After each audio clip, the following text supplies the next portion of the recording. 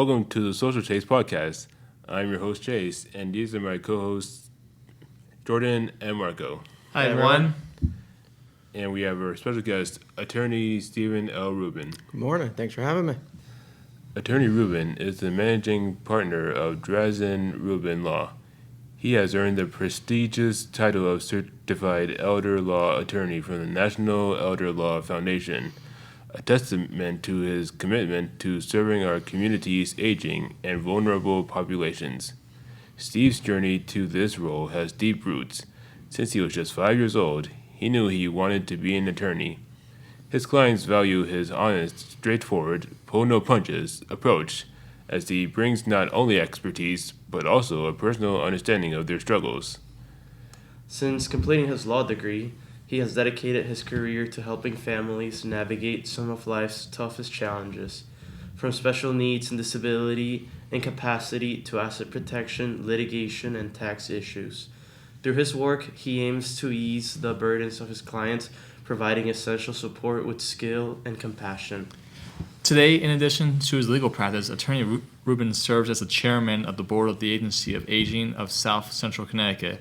His dedication to this field has earned him recognition as a super lawyer every year since 2014, and he holds the AV permanent rating for his legal excellence and high ethical standards. You're welcome. Yeah, thank you for coming, Attorney Stephen L. Rubin. So we just have a few questions we'd like to ask you. Happy to do so. Okay, so I guess I'll start off. So special needs trusts are always confusing. Which trusts do you recommend?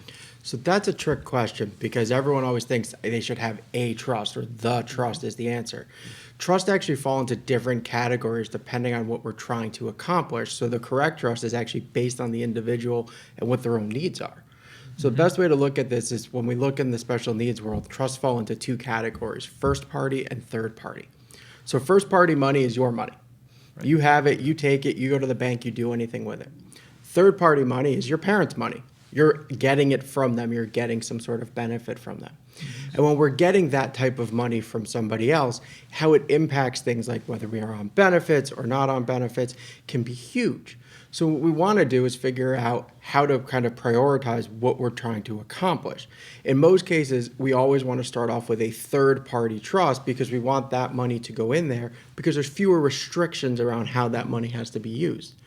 Whereas a first-party trust, there's a lot more restrictions because the state gets a lot more oversight on it. So in general speaking, I would always prefer to have a third party, but realistically, the right trust, or in some cases trust, because sometimes you need both, is dependent on the situation. Right. Oh, thank you for clarifying that. That makes a lot of sense. Absolutely. Yeah, I didn't know about that, but I mean, kind of like pivoting from that, what would you say is like one mistake often made in special needs planning beyond, choosing the right trust and everything? I think the largest mistake is paralysis by analysis. And it happens in both in special needs planning, but also in elder planning and every type of planning I do. We all kind of freeze up. We don't know when to start planning because when do I do this? Do I wait a little bit longer? I'm not really sure what I want to do with this. Or we get stuck on one little issue that blows everything out of proportion. The key is to actually start planning. It's never going to be a perfect plan because I live in the real world. The real world says whatever we do, we're going to make changes to this later on. But the lack of planning and failing to plan at all tends to be our biggest problem because we run into so many situations where now we've had a parent who might get sick themselves or pass away, and there's no planning whatsoever. Nobody knows what to do, and the entire family kind of just starts running around trying to figure it out. So the biggest mistake is just not doing anything. Yeah. Inaction. Absolutely. Inaction is a big problem. Yeah, I think, just in life in general, like too many times. There's We too all many do things. it. Right. Yeah. I mean, it's think the too norm. much. You plan, like you overthink. You plan as in like you conceptualize, but you don't actually execute on it. You fail to execute. You overthink what you're doing. I mean, I was just thinking about this the other day because my friend has been looking for a new TV now for 3 months. Yeah. Oh wow. Why? Because what if I want this feature? What about this feature? Buy a TV. Be happy with what you've done. Yeah. You can always get something else in the future if you want to, but spending all that time and energy on it to look for the perfect television is the same exact problem. We just Yeah. get paralyzed and we overanalyze everything, and then we do nothing in the end. Yeah. We freeze up. Exactly, yeah. So I'm on the autism spectrum. So how would this affect me? So having a trust can have a number of different impacts depending on different things you have going on. So for example, if you're on the spectrum and you're receiving Social Security disability or SSI benefits, or if you're getting Medicaid benefits through the state, all of them have different sets of rules. Medicaid has an asset cap. You can't have more than $1,600. SSI has an asset cap of $2,000. So either program prohibits you from having too much money in the bank. Having those funds in a trust avoids it from being counted against you, so you won't lose your benefits while still staying in charge of everything. The other big advantage, especially with a third-party trust, is what happens when you pass away. So with a first-party trust, when somebody dies whose money it is, the state has this right of reimbursement. Essentially, they get to be paid back from that money. With third-party money, or basically your parents' money that went into the other type of trust, the state has no claim on it. So you can leave it to children or friends or charities or other places or your siblings, whatever you guys decide. I don't get a say in that, but I can draft it however you need. And that is a huge advantage for people because you actually get a say. Whereas the other way, well, the state's just going to take it and do what they do with it.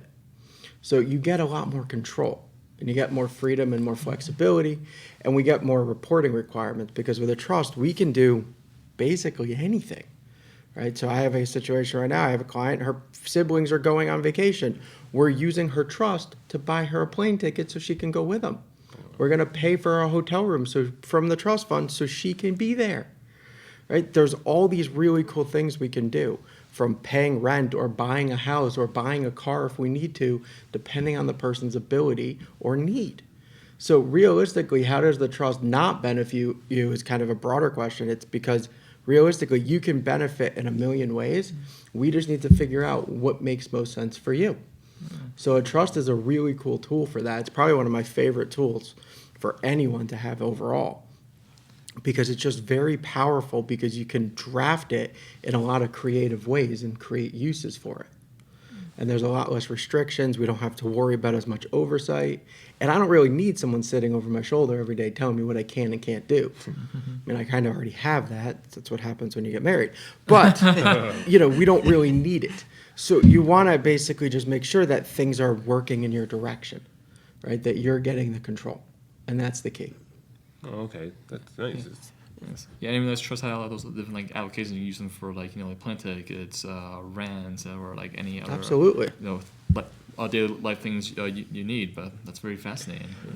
Not only can a trust be used for rent or buying a plane ticket, buying the car, we could use it for small things like paying a cell phone bill, buying a cell phone, which today is just getting more and more expensive, buying computers. We can use it for whatever we need to as long as we create that flexibility in the trust when we create it. So it's all about how we put the language in. The language of the Yeah, trust the itself, key is figuring out what the best benefit for the individual is. I tend to lean on, I like as much flexibility in my trust as possible 100%. because I want to allow the person to also grow. Yeah. Right? What you might need today is going to change tomorrow as society changes, as technology changes, as need changes. Yeah. So we try to create as much of that flexibility, and so we're not, oh my God, we can't do this new really cool thing because we didn't draft language for it. Yeah. We kind of incorporate future things in how we word it, so we can bring that in. So I have a question for you, and I just want to make sure I'm understanding this correctly. So you said there's a first party and third party trusts, and it seems that the third party offers a lot more flexibility as far as the state not being an oversight over it. Now with the first party, how can you clarify once again how? I suppose that what I'm trying to say is how that's could be a little bit less beneficial than a third party. So it's not less beneficial. It's just different in how it works or what it's designed to do. Because it's for your own money, correct? Right. Yeah. So and the way it becomes your money is if you inherit money from somebody else. Yeah. Someone leaves you something, someone gives you a gift, they give you a large cash transaction, you work part-time and you've earned money, and you're getting to that dollar limit at the bank, or you've gotten a larger chunk of funds, that money would prohibit you from getting benefits. Yeah, it takes away. Yeah. So by putting it in yeah. the trust, they can't count it against you. There's a federal law that says under 65, you can put as much money as you want into this Yeah. trust and they'll never count it. But there are some restrictions, some of them are which are more Connecticut based than others. So it can only be used for your sole benefit, which is the same rule as the third party. But with a third party trust, we don't need permission to do any transactions. With a first party trust, the state has a tendency to want additional oversight. So normally when you create a trust, you have somebody called the trustee. That's the person you put in charge of paying the bills and managing the money. Yeah. Well, with the state, even though there's that trustee, they still want to be able to see a little bit more. With a first party trust, that trustee has to actually account to the state of Connecticut for how they spend every dollar. Okay, so they actually want to see like the receipts. They want to see the They want to receipts, see they the want to receipts. see Makes the sense. income, they want to see everything. Yeah. And larger transactions such as buying a condo, sometimes buying a car, there are the times where the state will say, we want to actually have oversight and have say on that. And we might want a judge to then get involved. Whereas with a third party trust, we don't need any of those provisions Yeah, at all. yeah. The state has no ability to review those transactions. They can't have the oversight. It's not their job. So it's really for different purposes. Now, both have some similar restrictions. From either trust, the trustee, whoever's in charge, cannot give you cash because that breaks the rule of the trust. Now, if you have a credit card and they pay the bill or use it for certain things, that's okay. Yeah. But they can never actually give you direct cash.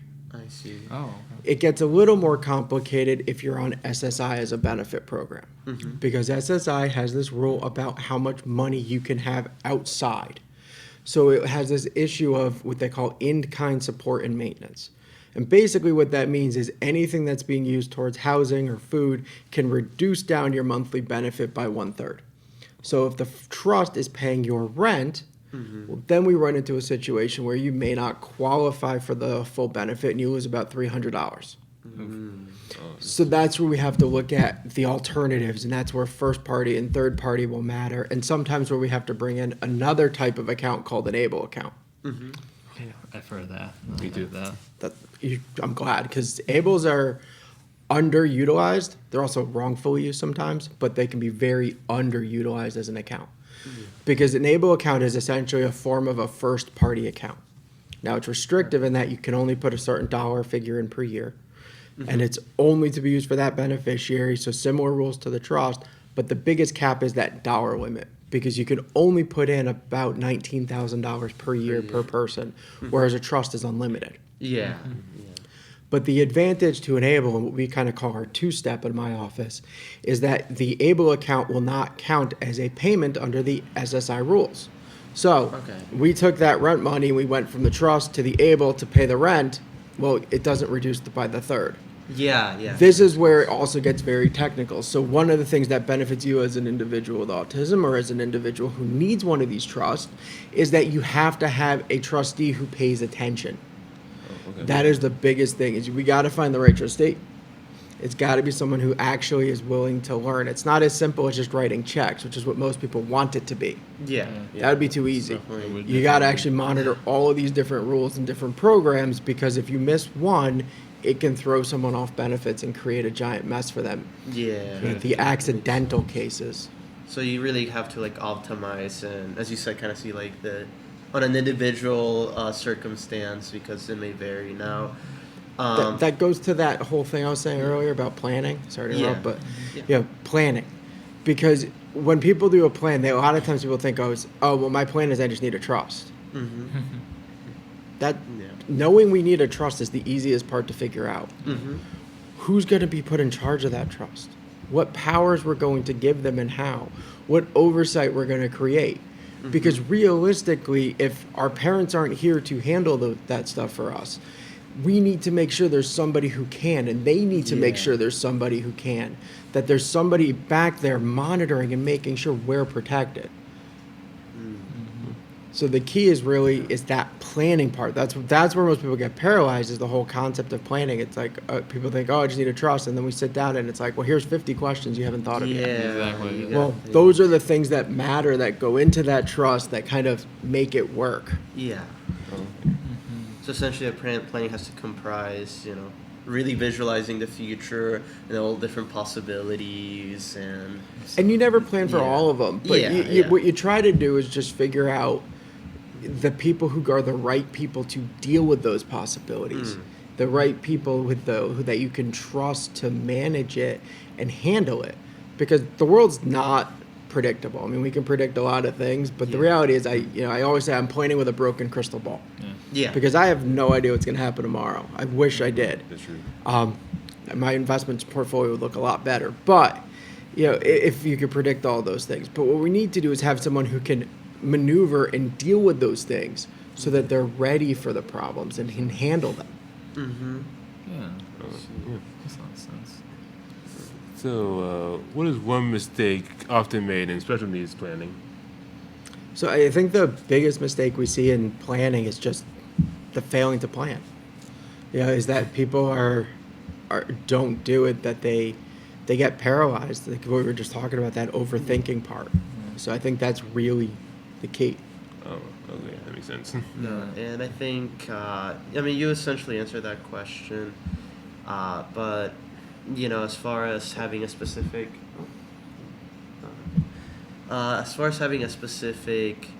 timeline, for the planning, is there a specific time when people should begin planning, or just as soon as possible? That's a really good question, and I think you're right when you say as soon as possible. People always assume that they should wait for a certain event, or they have to. It has to be this thing that pushes the planning. The reality is if you're a parent of a child with special needs, the earlier you plan, the safer you are. The failing to plan can lead to a lot of unexpected events. Where what if that parent got sick themselves? Now what happens? Realistically, when you are a parent of any child, you have to have a plan for what happens if you get sick, what happens if you pass away. It's the same exact thing. So delaying those plans puts us at a higher level of risk that we have no more control of. So the key is just trying to figure out that control as early as we can so that we can kind of maneuver around it. And then again, most of these things that we do, and pretty much everything we're going to start off with, it's changeable. So it's a lot easier to have a plan and then make adjustments as we go than it is to just never do anything and have to just kind of start over every single time because we've never actually gotten there. It's far easier to plan as you go than it is to just make do. And we have all different levels of planning. We have all different options. And I kind of let people make their own decisions by just showing them, hey, you can do it this way, or this way. What makes the most sense and is the most affordable for your situation? Bring back to families. Do families need a guardianship? Do we need guardianship? That's an interesting question, and the answer is always maybe. So by law in Connecticut, for a court to appoint a guardian for an individual with disabilities over the age of 18, they have to have an IQ score below 70. So it's technically 69 and below. That's usually the key figure. Because DDS has to certify that that person meets the disability rules. Technically, by statute, the IQ score is not necessary. It just says they have to be deemed disabled, but disability historically has required that to determine it. Someone with an IQ score over 69 is generally going to have a conservatorship. Whether we need it or not depends on the person, though, not just IQ score. Because I have a client, she has a 69 IQ, but she can balance and pay her bills. She understands going shopping. She can manage her own place. Now, she needs assistance with dealing with her checkbook and understanding her benefit renewals and things like that. But she's able to do a lot of those other things. Does she really need a guardianship? No, she just needs someone to support her decisions. And, we can do that with like a power of attorney and some other directives and things where she gets to pick people she trusts to help her with and give her that support without actually taking her rights away to make decisions at all, which is what a guardianship and a conservatorship would do. So when we need it or not, we always have to look at the options. To me, it's the last decision we should make. Because by law in Connecticut, in order to have a guardianship or a conservatorship, it has to be the least restrictive means of caring for the person. So that means that there are no other ways we can do this. So if they can understand things and we can do a power of attorney, I'd much rather try that first and see if it works before we go to the most restrictive method. Because if you take someone's rights away, it's not like it's just an instant restoration. It follows you Yeah. for the rest of your life, where the people think you can't do stuff when you can. So I'm all in favor of people actually having the ability to live as independently as we can get them and Yeah. providing them the supports first before we jump to court. Sometimes it's needed, sometimes it's not. Yeah. Yeah. Makes sense. And no, just a question that I like, if you may be able to elaborate. So, say for example, you get put in a guardianship. Is there a process that somebody could follow? You know, if they wanted to get out of there, is it basically outside of their control? Unless a person that has a guardianship decides, like, is this something we can do? So a guardianship is a court order. Yeah. So can you get out of a guardianship? Yes. It's Mm-hmm. called a restoration of rights, which tells you right away that we've taken away You're someone's taking away rights. rights, yeah. But it's called a restoration of rights, and there has to be significant medical evidence or things to bring to the court for a judge to then rule that the person can handle those decisions. Sometimes there's a lesser version of the guardianship. So in Connecticut, we have what's called a plenary guardianship, which kind of includes everything. And we have shorter versions, which might only include certain specific tasks. And we might go with a more limited form of the guardianship instead of a plenary first. And then maybe after that, the judge can make a ruling as to whether or not they want to completely restore the rights. But is it possible? Absolutely. It's just work, and it's a Yeah, challenge. Exactly. And that's the same thing for whether someone has a conservatorship when you're a child or an adult. It's the same exact process, but it's that process can be pretty significant and damning for a lot of people. And they get, it's scary to go to court for most people. I might enjoy it, but most people don't want to walk Yeah, I into a don't wanna courtroom. deal with it. Right? I mean, it's Lot not of something stress. you want to do. It's not fun. There's a Yeah. judge sitting there. You got a clerk. But, so I think a lot of people they struggle when they get there, even when they can do things, because it's an intimidation factor. Yeah. The whole thing, it's a pressure cooker, and you don't feel like yourself. So I'm always of the opinion, like, let's start easy. If we have to go there, we go there. And if we can do a restoration, we can. There's also this idea of supported decision making, where we're trying to get people to have more support services rather than supplant their decisions with somebody else making the decisions all the time. But there's somebody else who can kind of, help us and be part of the team in making these decisions, so we have supports rather than replacements. One really big thing I find that is never addressed in a guardianship or a conservatorship is this idea. It's called dignity of risk. Dignity of risk. So what dignity of risk is like, we all have our different risk factors of what we'd be willing to do or not willing to do, right? Would you be willing to jump out of an airplane? No, I wouldn't. How about you? I've done that before. We've done it before. We Done did it? it there, yeah. All right. Yeah. I So don't know their if I did, risk but- tolerance is much higher than yours. I'm not sure if I want to jump out of a perfectly good airplane, but I'll have to think about it. So maybe you'll talk me into it later. Yeah. So, that's that thing. That's the dignity of risk. How do we put that into a court order now and say, hey, they want to jump out of a plane, Your Honor? He doesn't. Like, how does anyone know that? So Yeah. it's very hard when we take away those rights to keep that dignity of risk going. Yeah, no, that makes sense. Because it's very subjective. It varies from person to Absolutely. person. Like, if you're willing to jump out of a plane and he's not, the orders are going to read the same, because how's the judge going to document that tolerance? Yeah, Yeah, that makes sense. that makes sense. Chase, I believe you have one question. Yeah, I do have a Wanted to question. ask, One yeah. more. How much money do you need to save for your special needs child? All of it. No. Yeah, everyone always wants to know, like, the exact dollar figure is, is it 10,000, 100,000, a million? There's no magic number. It all depends on the person's needs. What I always say to do is, like, let's figure out, okay, what do you spend on an average year on that person? What do they get from benefit programs that is already coming in that you don't have to spend that portion? Then let's add a little bit for interest and inflation cost. And that's our income goal. And what we want to do is we want to put enough principal or assets into the trust to create that income for that person for the rest of their life. That's the general way of looking at it. Because what we want to do is live off of the income, not the principal. So it's really about investment management, interest rates. There's all factors that go into it, but the more things we can do to live off of the income, the better off we are. Yeah. Because one thing that I won't assume, everyone assumes like the benefit programs we have now are going to be around forever. I wouldn't say that's a safe assumption. I'd say there's a chance for things to change. That's the real world. Yeah. Things do have changed in the I past. think They we've could seen change in even, the like, future. in recent times. So I think I always say let's prepare for income production.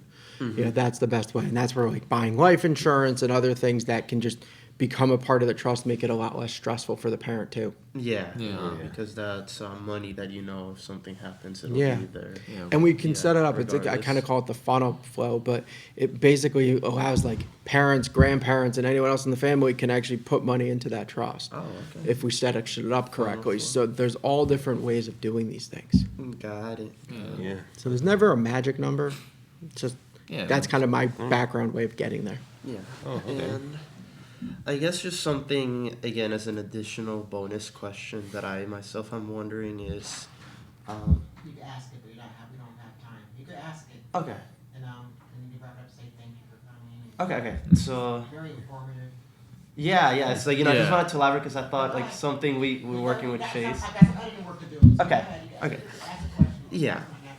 Sounds good. So, how does, this entire process of having the trusts and, trying to maintain benefits, how does this impact retirement planning? So, for example, opening something like a 401k or a Roth IRA, is that something that it restricts people from doing, or is that something that there's specifically the Roth, I would say, is that something that they're still able to do? So the answer depends on the program. It's Okay. not a one-shot thing. There's a Medicaid program called Medicaid for Working Disabled, which actually encourages you to put money into retirement planning, like 401ks or IRAs. Gotcha. With that program, you're allowed to put in as much money as you can per year into your retirement accounts because that's what they want. Yeah. With other programs, traditional Medicaid or Social Security insurance, SSI, retirement accounts count towards that $1,600 asset limit. They're not exempt, or the $2,000 asset limit for SSI. So it really matters what you're on to determine whether you should be setting one up or not, or how it's going to operate. Got it. I would hope in the future that we do change that because I think we should encourage people to do that. Yeah. It's a good thing for everyone to learn to do, period. But right now, the way the rules are, unless you're on that one program, it's an issue.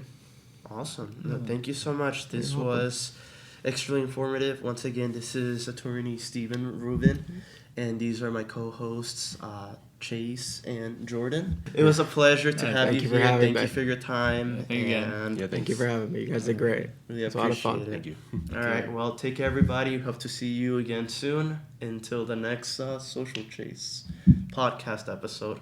Right? Yep. All right. Yeah, you Yeah. Take care, you guys. Bye. Thank you.